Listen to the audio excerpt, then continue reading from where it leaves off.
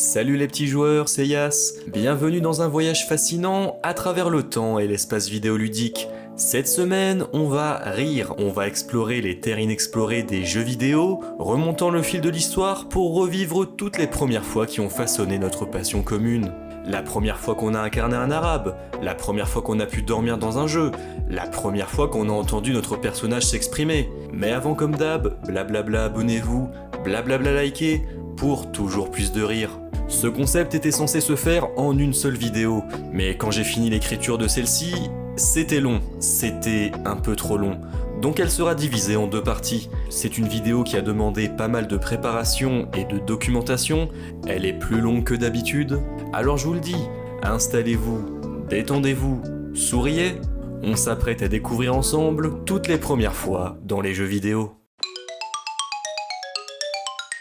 Le premier jeu vidéo de l'histoire. Bienvenue dans les archives pixelisées du passé avec Tennis for Two, le tout premier jeu qui a servi de balle de démarrage à l'histoire des jeux vidéo. On est en 1958, une époque où les pixels étaient plus gros que des balles de tennis, mais où l'excitation était plus intense qu'un match de Roland-Garros.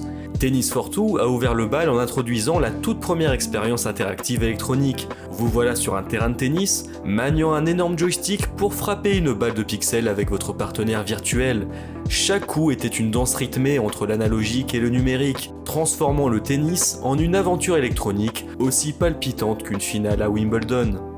Tennis for Two a introduit l'idée que les jeux vidéo pouvaient transcender le monde physique pour créer des expériences interactives uniques, faisant de chaque pixel une raquette magique. Ainsi, ce pionnier du virtuel a servi la toute première balle d'une longue histoire de jeux vidéo, où chaque échange était un moment magique dans le grand livre des pixels. Et voilà comment, grâce à Tennis for Two, chaque coup était une symphonie d'innovation, où les joueurs ont fait leur premier pas dans le monde merveilleux du jeu vidéo.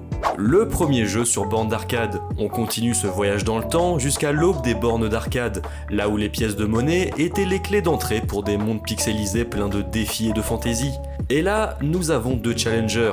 En faisant des recherches, j'ai pu voir que ces deux jeux d'arcade sont sortis la même année, et que c'est donc difficile de savoir lequel est réellement le premier. On est en 1971, on a à gauche Computer Space, une aventure spatiale qui a fait exploser les esprits des premiers joueurs. Imaginez-vous, un joueur intrépide glissant une pièce de 10 cents dans une fente mystérieuse, prêt à plonger dans le cosmos électronique, et là sur l'écran de la première borne d'arcade commerciale, apparaît un vaisseau spatial pixelisé, manœuvrant dans un espace infini. Et on a à droite Galaxy Game, vous catapultant dans un univers interstellaire au graphisme rudimentaire et au son électronique qui faisait autant d'effets que le disco qui naissait à cette époque. Vous voilà aux commandes d'un vaisseau spatial, zigzagant entre des astéroïdes en forme de carré, et tirant des pixels sur des ennemis qui ressemblent étrangement à des blocs de construction. Ainsi, ces pionniers des bornes d'arcade ont ouvert la voie à une ère où les coins de rue se sont transformés en portails vers des aventures numériques, et voilà comment grâce à Computer Space et Galaxy Game, les premiers joueurs ont découvert que l'arcade n'était pas seulement un lieu de divertissement, mais un portail vers des mondes électroniques, une invitation à dépenser des pièces pour faire tourner les planètes pixelisées du jeu vidéo. Le premier jeu sur console de salon. Bienvenue dans le temps héroïque des jeux vidéo, là où les écrans étaient simples, les graphismes étaient minimalistes, mais l'excitation était grande, très grande. On est en 1972, une époque où les consoles de salon n'étaient que de modestes boîtes à boutons, mais où l'avenir était aussi lumineux qu'une raquette de tennis électronique. Pong, le jeu qui a catapulté les consoles de salon dans le royaume du divertissement domestique, était une expérience simple, mais ô combien révolutionnaire. Imaginez-vous assis dans votre salon, les yeux rivés sur un écran en noir et blanc, et soudain, une petite balle électronique rebondit d'une raquette à l'autre. C'était comme si le futur lui-même avait atterri dans votre salon, ou du moins, une version électronique de tennis de table. D'ailleurs, si on réfléchit pas trop, Pong c'est juste deux rectangles qui veulent savoir lequel a la plus grosse. Les bip-bip caractéristiques des raquettes rebondissant la balle étaient comme une mélodie de l'espace, transformant chaque échange en une symphonie électronique. Pong a introduit le monde entier aux joies du jeu vidéo à domicile, invitant les joueurs à rivaliser dans des duels de pixels et à devenir les maîtres incontestés du rebondissement. Et voilà comment dans un éclat de pixels, Pong a lancé la première balle d'une aventure ludique qui dure encore aujourd'hui. Le premier jeu en 3D. Alors on va parler de deux jeux différents. Si on considère la 3D comme une illusion de profondeur créée par des techniques comme des sprites en fil de fer ou d'esprit en plein écran, alors on peut parler de Maze War, sorti en 1973. Il s'agissait d'un jeu de labyrinthe dans lequel le joueur contrôlait un avatar en fil de fer qui se déplaçait dans un labyrinthe en 3D. Cependant, si on considère la 3D comme une représentation complète de l'espace tridimensionnel, alors la médaille va à Battlezone, sorti en 1980. Battlezone, le pionnier qui a catapulté les joueurs dans un univers tridimensionnel de tanks et d'explosions, marquant l'avènement des jeux en 3D. Vous êtes aux commandes d'un tank en fil de fer, dans un paysage virtuel en 3 dimensions, prêt à affronter des ennemis tout aussi polygonaux. C'était comme si votre joystick était la clé d'un nouveau monde, où chaque ennemi était une cible en 3 dimensions. Les joueurs, les yeux rivés sur le viseur du tank, ont ressenti l'excitation de l'inconnu, alors qu'ils se frayaient un chemin à travers des terrains enneigés et des canyons rocheux. Les graphismes primitifs n'ont pas entravé l'expérience, mais ont plutôt ouvert une fenêtre sur l'avenir, montrant que la profondeur pouvait être aussi captivante que l'action frénétique. Ainsi, ce vétéran des jeux en 3D a tracé la voie pour les aventures tridimensionnelles à venir, montrant aux joueurs que l'ère de la profondeur était arrivée. Le premier MMO. On plonge dans le royaume merveilleux de MUD, Multi-User Dungeon. Le jeu qui a jeté les bases pour les mondes en ligne massivement multijoueurs, où chaque donjon était une épopée et chaque joueur était un héros numérique. On est en 1978, à une époque où les graphismes étaient des pixels timides et les réseaux informatiques étaient plus mystérieux que les cavernes les plus profondes. Et là, sur un écran d'ordinateur, apparaît MUD, comme une porte dérobée vers un univers fantastique partagé. Vous êtes maintenant un aventurier pixelisé, prêt à explorer des contrées virtuelles avec d'autres joueurs tout aussi intrépides. C'était comme si chaque quête était une fête où les héros et les monstres se rencontraient pour des aventures légendaires. Et voilà comment grâce à MUD, chaque tapotement sur le clavier était une invitation à explorer des univers numériques où les pixels et les joueurs se mêlaient dans une danse MMO pleine de mystère et de magie. Le premier jeu de combat. Préparez-vous à revêtir votre kimono virtuel et à nouer votre bandeau, car nous plongeons dans l'arène du premier jeu de combat, l'année 1976. Le jeu Heavyweight Champ de Sega. Imaginez-vous un joueur intrépide tenant une manette rudimentaire, prêt à affronter des adversaires virtuels dans un tournoi de boxe électronique. Et là, sur l'écran en noir et blanc, apparaissent des personnages primitifs qui ressemblent plus à des amas de pixels qu'à des combattants redoutables. C'était comme si les coups de poing étaient distribués avec la finesse d'une bataille de polochon virtuel. Les joueurs, avec leurs mouvements de manette qui ressemblaient plus à des danses de salon qu'à des arts martiaux, ont découvert les joies brutes des jeux de combat. Heavyweight Champ a introduit le concept que deux avatars numériques pouvaient se lancer des coups de poing sans risquer de faire mal à leur arcade concurrente. Ainsi, ce pionnier des jeux de combat a ouvert la voie à des franchises épiques comme Street Fighter et Tekken, montrant au monde que même avec des pixels carrés, on pouvait ressentir l'adrénaline d'un combat virtuel. Le premier open world. Bienvenue dans l'univers époustouflant de Colossal Cave Adventure, où chaque ligne de texte est une invitation à plonger dans un monde ouvert de mystères et de merveilles infinies. On est en 1976, échangeant votre lanterne contre un clavier, prêt à devenir un pionnier numérique, dans une caverne colossale pleine de possibilités sans fin. Vous êtes un aventurier intrépide, libre d'errer dans les passages sinueux de cette gigantesque caverne. Chaque tournant offrait une nouvelle surprise, chaque mot tapé dévoilait un nouvel horizon. C'est comme si chaque écran de texte était une fenêtre vers un royaume où l'exploration ne connaissait pas de limites. Les joueurs, armés de leur clavier et d'une dose saine d'imagination, ont ressenti l'excitation de se perdre dans cette toile virtuelle où les dragons gardaient des trésors et les rivières souterraines murmuraient des énigmes. Colossal Cave Adventure a jeté les bases pour l'idée audacieuse que les jeux vidéo pouvaient être des mondes ouverts, prêts à être découverts et façonnés par ceux qui osaient s'aventurer plus loin. Voilà comment, grâce à ce jeu, les pixels et les explorateurs se sont entrelacés dans une danse enivrante où chaque ligne de texte était un pas vers la découverte et l'émerveillement. Le premier jeu de guerre. Alors, si on parle d'un jeu de guerre où on se bat sur un champ de bataille, Tank, le jeu d'Atari de 1974, est le premier jeu de guerre. Tank était un jeu de tir simple dans lequel le joueur contrôlait un tank qui devait détruire des bunkers et des avions ennemis. Il a introduit le concept que la guerre pouvait être simulée sans la nécessité de bots de combat réels. Si j'étais dans Tank, mes talents stratégiques se résumeraient probablement à choisir la meilleure fuite. Les joueurs manœuvraient leur char avec la finesse d'un danseur de tango électronique, esquivant les obus de pixels et cherchant à éliminer l'ennemi sans déclencher de véritables hostilités. Ce pionnier des jeux de guerre a tracé la voie des titres épiques comme Command & Conquer et Call of Duty, montrant au monde que même avec des graphismes rudimentaires, on pouvait ressentir l'excitation des batailles virtuelles. Cependant, si on parle de guerre au sens large, on peut citer Spacewar, un jeu bien plus ancien sorti en 1962, où chaque tir laser était une étoile filante, chaque manœuvre était une danse cosmique, et chaque explosion était un feu d'artifice intergalactique dans le ciel pixelisé. Ce pionnier de la guerre vidéoludique a ouvert la voie à une multitude de batailles spatiales, où chaque duel était une épopée cosmique. La première fois qu'on a incarné une femme dans un jeu, on plonge dans l'univers médiéval féerique de Bard's Tale, le jeu qui a écrit une toute nouvelle partition en introduisant le tout premier personnage jouable féminin dans l'histoire des jeux vidéo.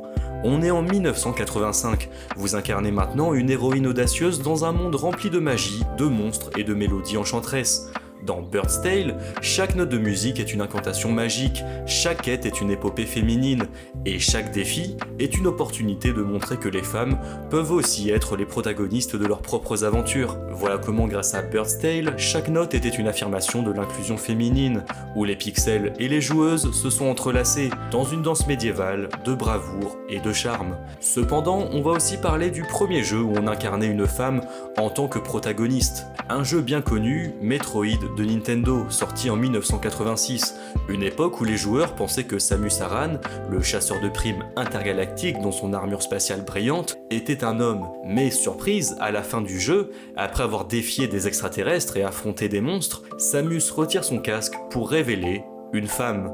C'était un retournement de situation qui a fait tomber les manettes de nombreuses mains étonnées à l'époque. Les joueurs ont dû cligner des yeux devant leurs écrans, se demandant si leurs yeux ne leur jouaient pas des tours. Jouer une femme dans un jeu vidéo, c'était comme si le cosmos vidéoludique s'était soudainement élargi, et les joueurs ont accueilli Samus comme la pionnière de la diversité virtuelle. Ainsi, Metroid a non seulement donné naissance à une héroïne emblématique, mais a aussi brisé le plafond de verre dans l'univers des jeux vidéo, montrant au monde que les héroïnes pouvaient sauver la galaxie tout aussi bien que leurs homologues masculins. Samus Aran, la chasseuse de primes stellaire, a prouvé que dans l'espace, personne ne peut résister à une femme avec une armure puissante et un canon blaster dévastateur.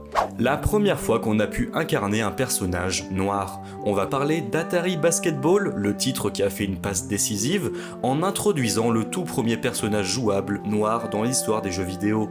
On est en 1979, vous voilà sur le terrain de basket, le joystick entre les mains, prêt à dribbler et à marquer des paniers avec un personnage noir pionnier dans le monde virtuel. Dans Atari Basketball, chaque dribble est une déclaration de style rétro, chaque dunk est une célébration virtuelle, et chaque match est une fusion de compétition et de fun dans l'arène électronique, où l'action frénétique était une célébration de l'inclusion et de l'égalité, prouvant que le monde virtuel était ouvert à tous les héros, peu importe leur teinte de pixels.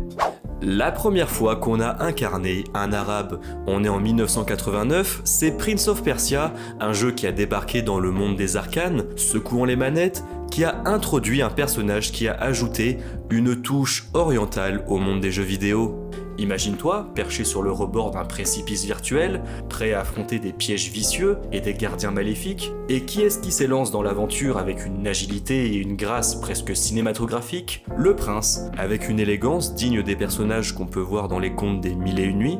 Les joueurs, les yeux écarquillés devant les acrobaties du prince, ont réalisé qu'ils venaient de vivre la première expérience de jeu vidéo mettant en scène un protagoniste arabe. C'était comme une traversée du désert virtuel, mais avec plus de sauts périlleux et moins de soif. Ainsi, Prince of Persia a propulsé le prince sur le trône des premiers héros jouables arabes, montrant au monde que les contes des Mille et une nuits pouvaient tout aussi être des aventures interactives.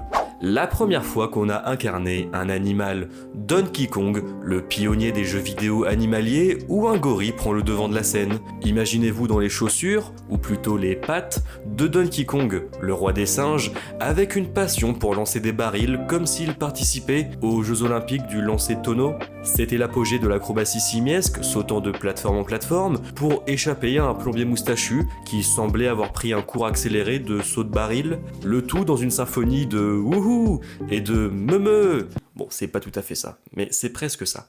Qui ont élevé le langage simiesque à un niveau artistique inégalé. Donkey Kong, le jeu qui a prouvé que même les gorilles peuvent être des superstars, ou du moins des rois de l'évasion en mode baril. La première fois qu'on a incarné un extraterrestre. E.T. sur Atari 2600. Un jeu bien connu, un jeu bien détesté, un jeu qui a déjà fait le tour d'internet. Le jeu qui a mis les extraterrestres dans le rôle principal, mais qui a aussi laissé les joueurs se demander s'ils avaient atterri sur notre planète. Imaginez-vous dans la peau d'un petit E.T. mignon, perdu dans un labyrinthe de pixels extraterrestres. Les contrôles étaient aussi mystérieux que l'univers, avec E.T. cherchant désespérément à téléphoner à la maison, tout en évitant des trous plus profonds que les théories du complot sur les rencontres extraterrestres. C'était comme si l'espace lui-même essayait de vous confondre à chaque tournant. E.T. sur Atari 2600, le jeu qui a montré que même les extraterrestres ont parfois du mal à naviguer dans le cosmos du monde des jeux vidéo. Un voyage interstellaire où la seule certitude était que la frustration était vraiment universelle. La première fois qu'on a pu manger dans un jeu. Si on accepte Pac-Man sorti en 1980 et de ces délicieuses packs-gommes qu'on ingère pour gagner, on peut plutôt parler d'Ultima 4, le jeu qui a introduit l'idée révolutionnaire que les aventures héroïques pouvaient aussi inclure une pause déjeuner. On est en 1985, une époque où les pixels avaient un goût particulièrement délicieux. Vous voilà dans le monde fantastique de Britannia, prêt à devenir l'avatar ultime. Mais attendez, votre héros virtuel a aussi besoin de se sustenter. Dans Ultima 4, vous pouvez enfin donner une pause bien méritée à votre courageux aventurier, en le laissant se régaler de victuailles. C'était comme si chaque bouchée était une pause bien méritée entre les quêtes, et chaque repas était une célébration de la vitalité avant de repartir à l'aventure. Les joueurs, appuyant sur les commandes avec l'appétit d'un héros affamé, ont ressenti l'excitation de voir leur personnage se délecter de festins virtuels. Et voilà comment, grâce à Ultima 4, chaque bouchée était une affirmation que même les héros virtuels ont besoin de carburant pour briller dans le royaume du pixel. La première fois que notre personnage s'est exprimé dans un jeu, Adventure, le jeu qui a ouvert la boîte de Pandore des dialogues virtuels, transformant chaque pixel en une bulle de parole pleine de surprises. On est en 1980, une époque où les pixels étaient des poètes muets, mais où l'excitation était plus grande qu'une bibliothèque pleine de livres d'aventure. Dans Adventure, chaque pixel devient un mot, chaque quête est une conversation épique, et chaque échange, avec des personnages virtuels, est une rencontre mémorable dans cette épopée numérique. Grâce à Adventure, chaque mot était une invitation à explorer un monde où les jeux vidéo ne se contentaient pas de montrer, mais aussi de parler. La première fois qu'on a pu dormir dans un jeu, on se glisse sous une couette pixelisée avec Tailgunner. Ce pionnier a introduit la toute première sieste virtuelle. On est en 1979, une époque où les pixels étaient plus doux que des oreillers et où l'excitation était plus apaisante qu'une berceuse électronique. Dans Tailgunner, chaque pixel devient un rêve, chaque mission est une aventure nocturne, et chaque moment de repos est une invitation à fermer les yeux virtuels. Tailgunner a introduit l'idée que les jeux pouvaient aussi inclure des moments de détente, et voilà comment grâce à ce jeu, chaque ronflement électronique était une symphonie de détente, où les joueurs pouvaient s'endormir en douceur dans le monde animé des jeux vidéo. La première fois qu'on a pu faire l'amour dans un jeu.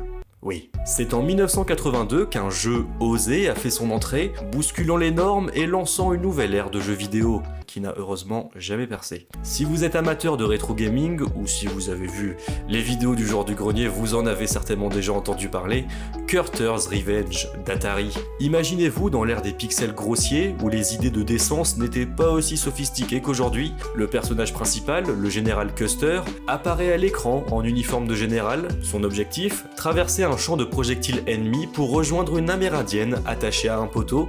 Les joueurs, un mélange de fascination et de perplexité, ont compris que ce n'était pas un simple jeu de guerre. Non, c'était une tentative audacieuse de mélanger des éléments historiques douteux avec des interactions intimes pixelisées. Les critiques ont grondé et le jeu a suscité de vives réactions, mais il a laissé une marque indélébile dans l'histoire des jeux vidéo. Ainsi, Cutter's Revenge a été la première tentative, controversée et maladroite, d'introduire des scènes intimes dans le monde des jeux vidéo. Un moment où les pixels ont tenté de rendre l'amour virtuel, mais la réalité a montré que certaines frontières devaient être établies, même dans le royaume des jeux vidéo. Et voilà, notre périple à travers les premières fois dans l'univers captivant des jeux vidéo touche à sa fin pour aujourd'hui, mais ce n'est que la première partie qui arrive à sa fin.